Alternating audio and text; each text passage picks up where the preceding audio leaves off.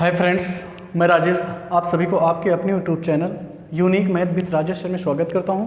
Friends, आज हम सभी क्लास 9th मैथ एनसीईआरटी के चैप्टर नंबर 7 ट्रायंगल के प्रश्नावली 7.1 के चैप्टर के प्रश्न 4 से लेकर प्रश्न नंबर 6 तक के प्रश्नों पर चर्चा करेंगे।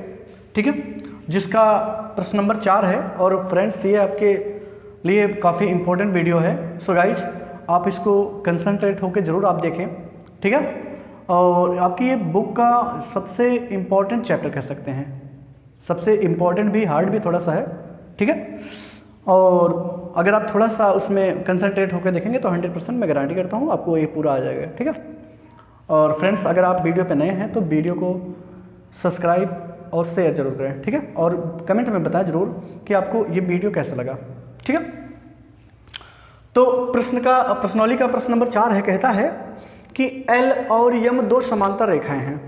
ठीक है, L और M दो समांतर रेखाएं हैं। तो पहले हम ड्रॉ कर लेते हैं कुछ फिगर।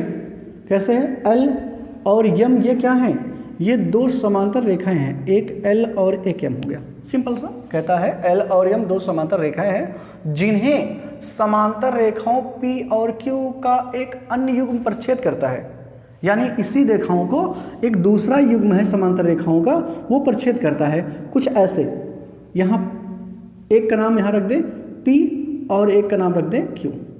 ठीक है, बस में। और ये जहाँ प्रतिच्छेद करते हैं उसका कुछ नेमिंग कर लेते हैं। उसका नेमिंग जैसे कर लें ABCD। ठीक है, AB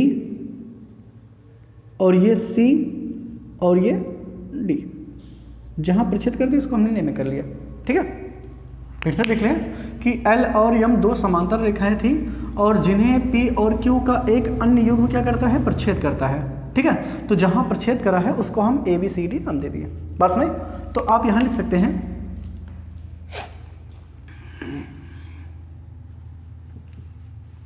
अब इसको सिद्ध क्या करना है? ABC, त्रिभुज ABC की बात करें, ABC, तो इसको आप ऐसे ज्वाइन कर लीजिए। ठीक है, यहाँ आप थोड़ा सा लिख लीजिए, थोड़ा सा लिख देंगे दिया है। कैसे करेंगे? पहले लिख लीजिए दिया है, दिया है L parallel to M, L parallel M को P parallel Q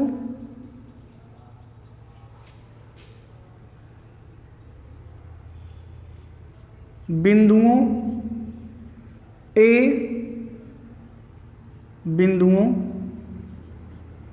A, B, C व D पर क्या करता है? प्रतिच्छेद करता है। छेद करता है भाई, प्रतिच्छेद करता है। आप देख रहे होंगे कि L पैरेलल टू M को P पैरेलल टू Q जो है वो प्रतिच्छेद करता है। किन बिंदुओं पर? A, B, C, D बिंदु पर प्रतिच्छेद करता है ना। अब सिद्ध क्या करना है? सिद्ध करना है, सिद्ध करना है। क्या सिद्ध करना? वही लिख लीजिए। त्रिभुज ABC जो है वो सर्वांगसम है किसके? त्रिभुज CDA के। ओके, अच्छा, रचना में क्या करोगे? रचना में आप थोड़ा सा ज्वाइन करना है, क्योंकि ABC तभी बनेगा जब इसको हम ज्वाइन कर देंगे। तो इसको ऐसे ज्वाइन कर दीजिए। ठीक है, ये हो गया ज्वाइन।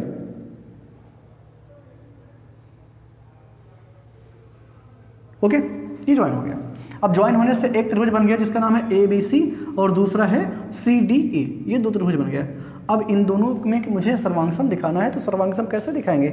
इस त्रिभुज का एक भाग, इस त्रिभुज के कोई 3 भाग इस त्रिभुज के किसी त्रिभुज के भाग बराबर कर दिखा देंगे ना। तो आप लिखेंगे AC को मिलाया। ठीक है, तो सबसे पहले आप यहां कर देंगे, चूंकि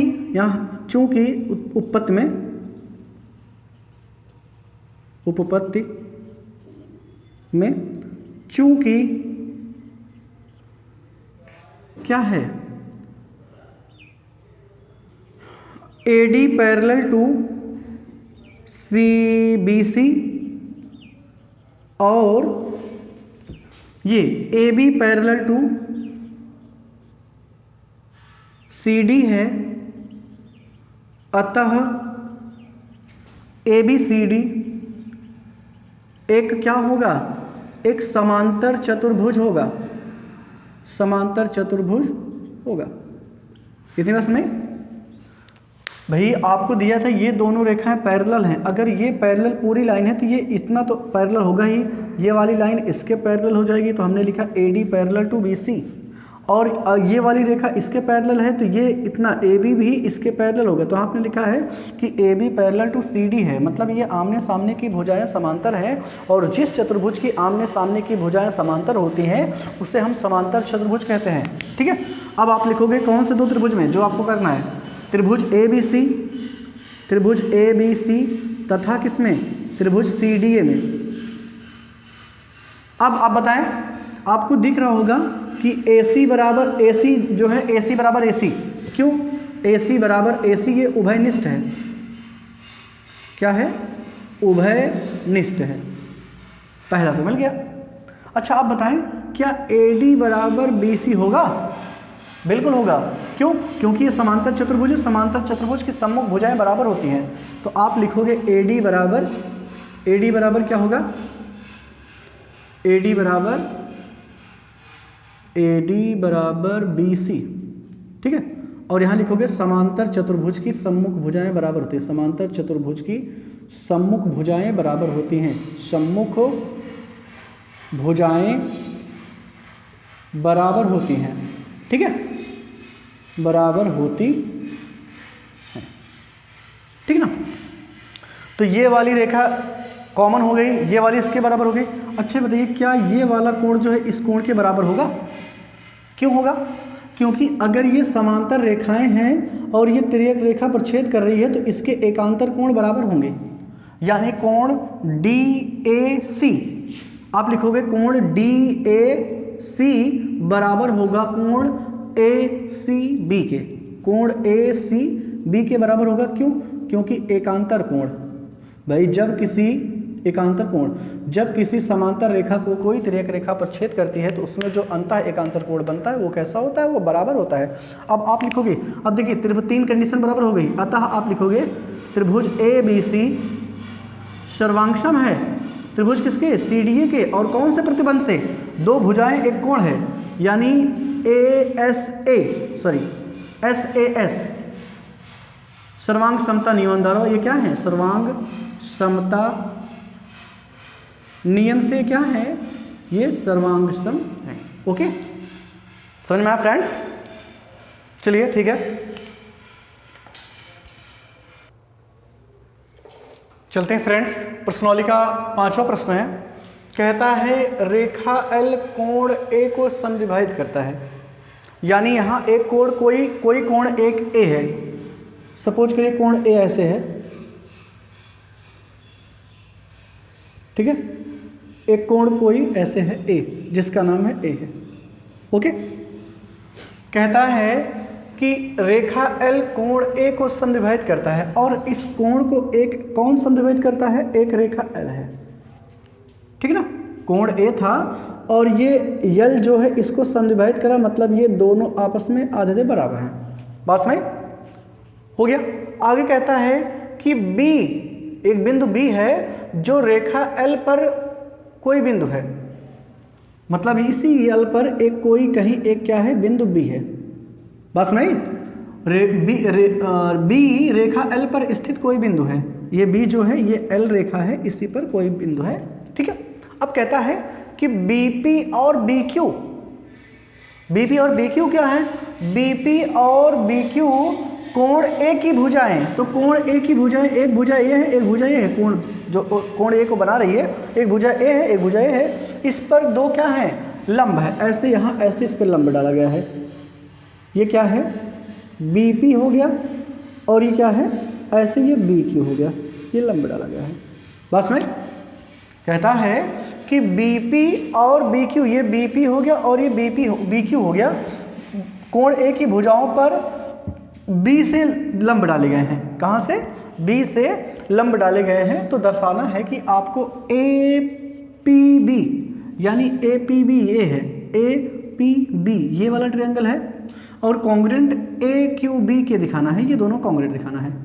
और अगर आप ये दोनों कॉन्ग्रेंट दिखा देंगे तो दूसरा जो पार्ट पूछ रहा है BP बराबर BQ, ये प्रूव कर सकते हैं क्यों, बाई CP सर्वांगसम त्रिभुजों के संगत भाग बराबर होते हैं। यानी सबसे पहले आपको ये प्रूव करना है कि दोनों त्रिभुज क्या है, सर्वांगसम है। कौन कौन से, APB एक त्रिभुज ये है और दूसरा है AQB, ये दोनों त्रिभुजों को आपको समरूप करना है, समरूप नहीं सर्वांगसम करना है। तो हल में यहाँ देखते हैं, लिखेंगे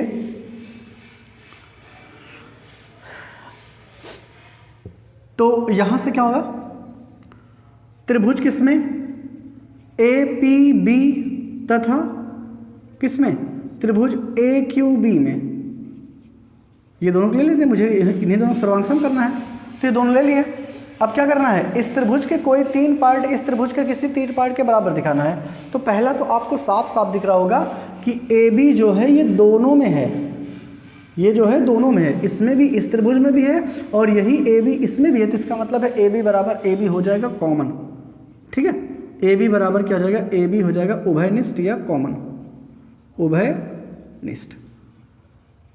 ओके, पहला हो गया, एक तो हो गया। दूसरा आपको कोण ये दोनों दिया बराबर, ये देखिए ये भी 90 डिग्री, ये भी 90 डिग्री, यानी APB बराबर AQB। आप लिखोगे कोण APB बराबर A कोण AQB, ये दोनों क्या हैं, 90 अंश के हैं, दोनों लंब हैं, ठीक है ना। अच्छा, आगे क्या कहता है, आगे आपको एक और दिखाना है, कह रहा है कि कोण A को यल समविभाजित करता है, यानी ये 2 कोण है इसके बराबर होगा।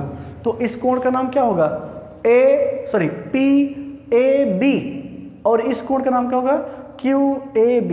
तो आप यहाँ लिख देंगे कोण PAB बराबर होगा QAB, QAB क्यों होगा, क्योंकि वो कह रहा था कि यल जो है कोण A को समविभाजित करता है।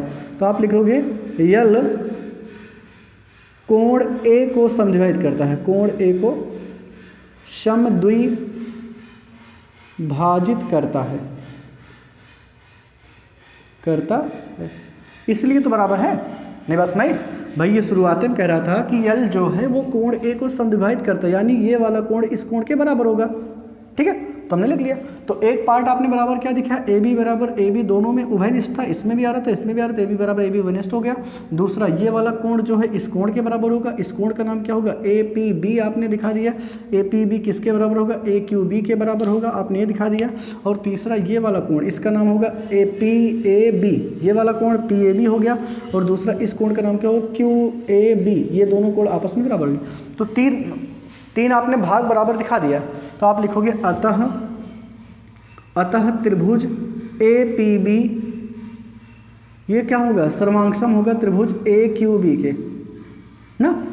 कौन से नियम से, ये 2 कोण है, ये 2 कोण एक साइड है, यानी ASA सर्वांग समता नियम द्वारा, सर्वांग समता नियम से क्या होगा, ये सर्वांगसम होगा नियम से, ठीक है, हो गया। अब ये तो पहला हो गया। अब दूसरा आपको करना है BP बराबर BQ दिखाना है, ये दिखाना है, इसको करना है। तो आप लिखोगे BP बराबर BQ, क्यों, क्योंकि आप लिखोगे सर्वांगसम त्रिभुजों के सर्वांगसम त्रिभुजों के संगत भाग बराबर होते हैं, सर्वांगसम त्रिभुजों के संगत भाग बराबर होते हैं, संगत भाग या संगत भुजाएं बराबर होती हैं, संगत भुजाएं बराबर होती हैं। बात समझ रहे हैं। तो ये हो गया, ये नंबर 2 डाल दीजिएगा। ओके फ्रेंड्स, समझ में आया।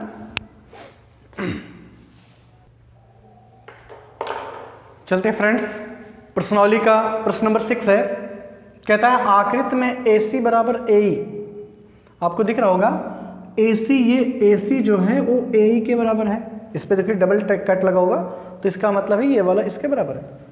और AB बराबर क्या है, AD, यानी AB ये है और ये इसके बराबर है, AD के बराबर है, ठीक है। और एक बात कहता है कि BAD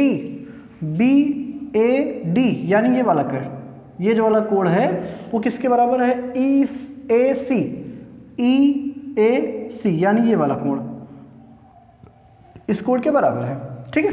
तो दर्शाना मुझे ये है कि ये जो BC है वो किसके बराबर है, वो है DE के बराबर। ये BC जो है वो DE के बराबर है।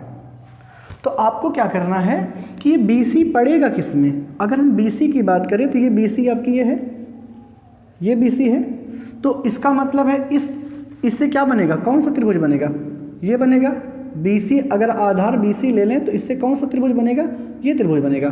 तो इसका मतलब है मुझे इस त्रिभुज को बराबर दिखाना है। ये त्रिभुज जो है किसके काउंट करना है। अब DE की बात करें तो DE तो आपका ये है, इसका मतलब है इस DE आधार से कौन सा त्रिभुज बनेगा, ये। तो आपको इन्हीं दोनों त्रिभुजों को सर्वांग करना है। किन त्रिभुजों को, ABC और दूसरा होगा ADE। अगर आप इन दोनों को सर्वांग कर देते हैं तो इसका मतलब है कि BC जो है वो DE के बराबर दिखा सकते हैं। ठीक है, त्रिभुज कौन, ABC, ये वाला। आप इसको ना देखें, थोड़ी देर के लिए DE ना देखें, तो ये त्रिभुज बना ABC। और दूसरा अगर आपको क्या दिखाना है, इसको ना देखें, इस त्रिभुज को देखें, ADE। इस त्रिभुज को अगर आप सर्वांग दिखा देंगे तो इसका मतलब है BC बराबर DE हो जाएगा। और क्यों हो जाएगा, क्योंकि आप एक नियम जानते हैं कि सर्वांग त्रिभुजों के संगत भाग बराबर होते हैं। ठीक है ना। तो बराबर कैसे दिखाएंगे, सबसे पहले ये देखिए कि आपको अगर ये त्रिभुज लेना है, ये लेना है, तो इसका मतलब कोण तो हमें ये दिया है, आधा आधा दिया है, ये वाला ये, लेकिन मुझे चाहिए पूरा चाहिए। तो इसका मतलब है क्या है कि यहाँ भी आधा दिया हुआ है, ये बराबर इसके है, ये पूरा बराबर नहीं दिया है। तो आप क्या करेंगे, दोनों पक्षों में ये जोड़ देंगे, ये वाला। किसके, कैसे करेंगे, चलिए देखते हैं। यहाँ लिखेंगे हल। हल में क्या बराबर दिया आपको, यही कोण जो दिया है उसको उठा लीजिए। कोण BAD बराबर क्या है, कोण EAC। ये तो आपको दिया था बराबर, ये कहाँ से, ये दिया है। ठीक है, अब आप लिखोगे क्योंकि मुझे चाहिए पूरा कोण, ये केवल BAD नहीं चाहिए, BAD नहीं चाहिए, मुझे चाहिए ये भी चाहिए, इसके साथ ये भी। तो इसका मतलब इतना तो हमारे पास है। अगर इतना और मिल जाता, ये वाला चीज़, ये वाला मिल जाता, तो इसका मतलब ये पूरा हो जाता ना। तो इसका मतलब दोनों पक्षों में क्या लिखेंगे, आप लिखोगे दोनों पक्षों में क्या जोड़ने पर, कोण DAC, ये बीच वाला पार्ट, दोनों पक्षों में कोण DAC जोड़ने पर, क्या करने पर, जोड़ने पर। तो जोड़ोगे तो कैसे जोड़ोगे, इसमें कोण क्या है, BAD है, BAD प्लस क्या हो जाएगा, DAC। और उधर भी क्या है, कोण EAC था, EAC में आप क्या जोड़ोगे, कोण DAC जोड़ दोगे। जोड़ दिया भाई हमने। अब ये बताइए, अगर हम BAD में DAC और जोड़ देंगे तो ये बताओ पूरा हो जाए कि नहीं भाई। अगर हम BAD में इतने और जोड़ देंगे तो पूरा हो जाएगा, यानी इसका नाम क्या हो जाएगा, कोण ABC, सॉरी, इसका नाम हो जाएगा BAC। क्यों, BAC, ये पूरा एक बार दोनों मिल जाएगा तो ये हो जाएगा BAC। अच्छा, इधर की बात करें तो अगर इधर इतने कोण बराबर था, अगर इसमें ये जुड़ जाएगा तो क्या हो जाएगा, EAD हो जाएगा। क्या हो जाएगा, ये भाई पूरा मिल जाएगा तो क्या हो जाएगा, EAD हो जाएगा, यानी कोण इधर आएगा EAD। ठीक है, ये हो गया। अब आपको किस त्रिभुज को समरूप करना है, सर्वांग करना है। अब आप लिखोगे त्रिभुज ABC तथा किसमें, त्रिभुज EAD में, EAD में ना भाई आपको BC ध्यान रखना, BC आपको दिखाना है, शो करना है, BC बराबर BD। तो इसका मतलब BC किस त्रिभुज पड़ेगा, ABC में पड़ेगा, और DE किस में पड़ेगा, DE जो है AED में पड़ेगा। इसी वजह से दोनों त्रिभुजों को लेंगे। बात समझ रही ना। ठीक, अगर आप इसको थोड़ी देर के लिए इरेज करते तो ज़्यादा बेटर आपको समझ में आएगा। अब देखिए, आपको दो समझ में आ रहा होगा, एक का नाम है ABC और एक का नाम है ADE। ये आपको कंफ्यूज करने के लिए ज्वाइन कर दिया था। ठीक है, ओके। अब क्या करोगे आप, अब बताइए पहला पार्ट क्या दिखाओगे, आपको दे रखा था ये सिंगल वाला कट इस सिंगल के बराबर है ना। तो इसका मतलब पहले आप क्या लिखोगे, AC जो है वो किसके बराबर है, AC जो है वो AE के बराबर है।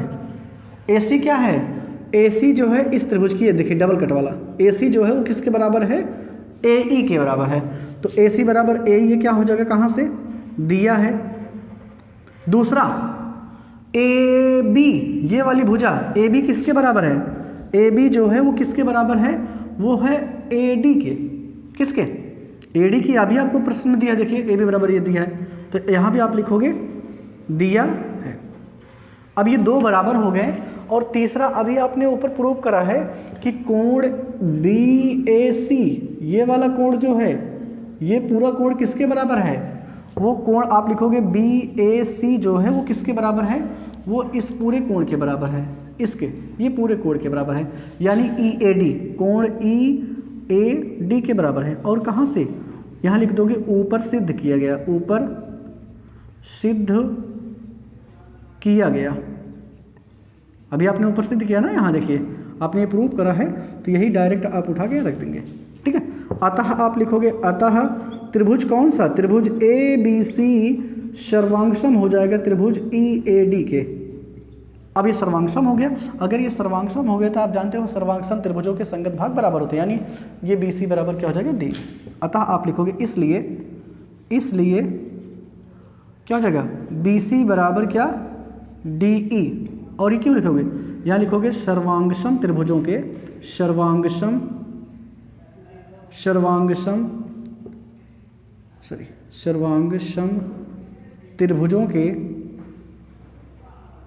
त्रिभुजों के संगत भुजाएं बराबर होती हैं, संगत भुजाएं बराबर होती हैं। ओके, इतना सिद्धम। सो माय फ्रेंड्स, आशा करते हैं आपको समझ में होगा। और फ्रेंड्स, अगर आप वीडियो पे नए हैं तो वीडियो को ज़रूर सब्सक्राइब और शेयर करें, ठीक है फ्रेंड्स। और बताएं, कमेंट में ज़रूर बताएं कि आपको वीडियो कैसा लगा। और ठीक है, थैंक्स, धन्यवाद।